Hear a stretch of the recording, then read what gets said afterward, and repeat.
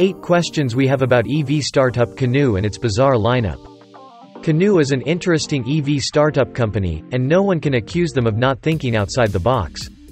Canoo is a startup electric vehicle company based out of Los Angeles and listed on the Nasdaq Stock Exchange.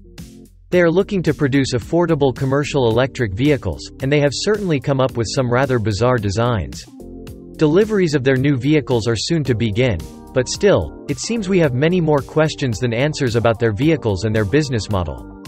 Currently, they have a van or minibus-like vehicle, a pickup truck and a cargo-like van. In addition, it would seem they are teasing a new passenger car to be added to its lineup.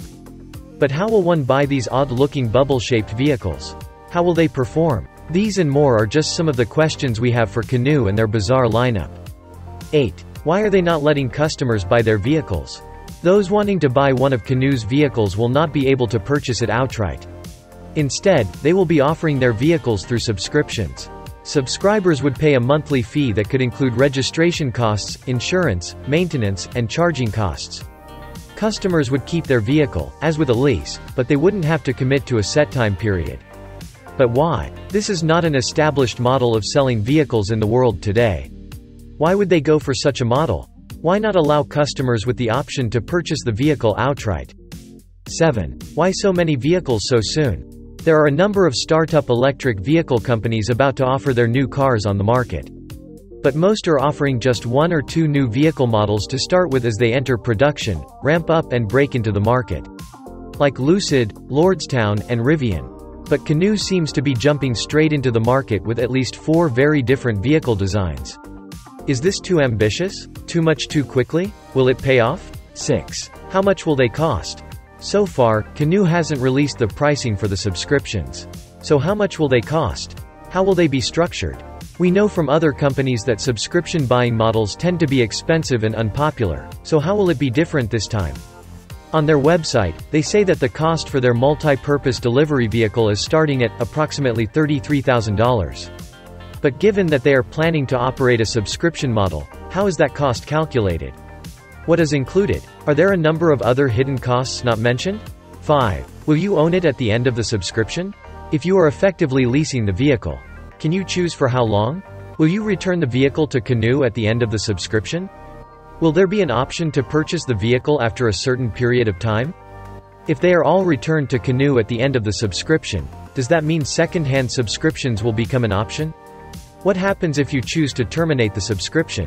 Do you return it, or are you obligated to purchase it? 4. Is the 200-mile range on its truck enough to be competitive?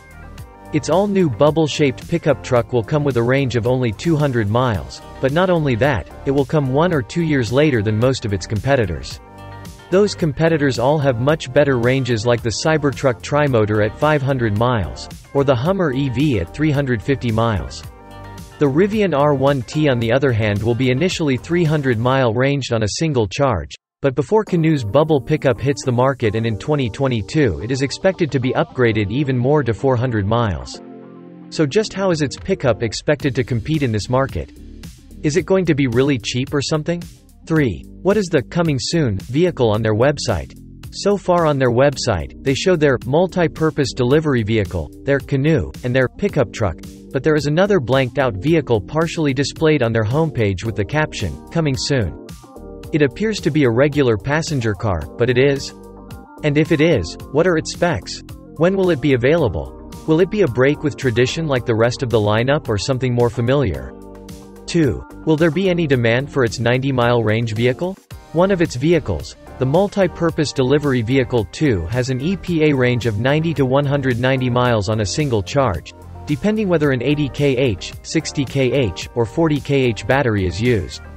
It seems that most startup electric car companies are entering the market with high-performing electric vehicles with ranges of in excess of 200 miles.